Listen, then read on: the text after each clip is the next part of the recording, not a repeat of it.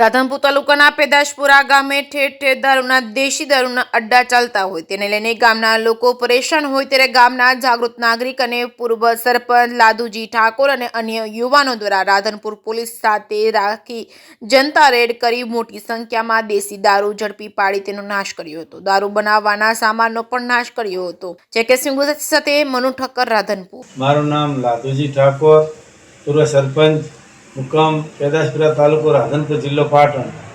મારા ગામમાં આજે અમે જનતા રેડ કરી એમાં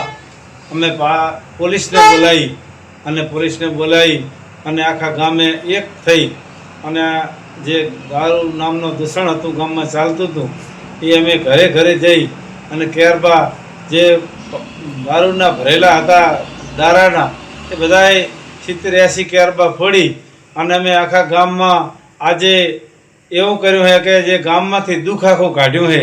એટલે આવો ને આવું અમારે જ્યારે કંઈ કાર્ય કરવાનું થાય, આવો ને જનતા રેડ કરવાની થાય ત્યારે અમે જ્યારે પોલીસને ફોન કરીએ ત્યારે તાત્કાલિક આવી જવી પડે। કારણ કે ને કે લોકો અમારા પર કદાચ હુમલો કરે તો પછી સરકારશ્રી અમને ખોટા પાડે, પણ સરકાર ભેગી હોય અને આ કામ કરીએ તો આ દારૂ નામનું દૂષણ આથી દૂર કરવાનું છે, આ દેશમાંથી દૂર કરવાનું છે, આ ગુજરાતમાંથી દૂર કરવાનું છે।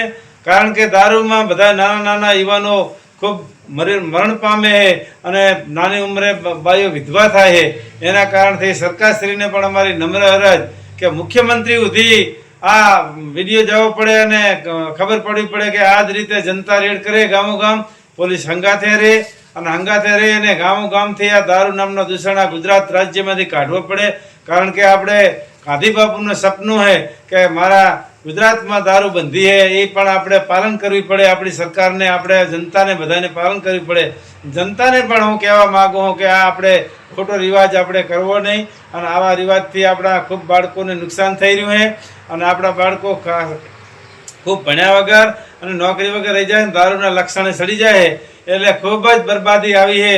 અને આ એક માનો ને કે આ ગુજરાત રાજ્યમાં આ હોવું જ ના પડે।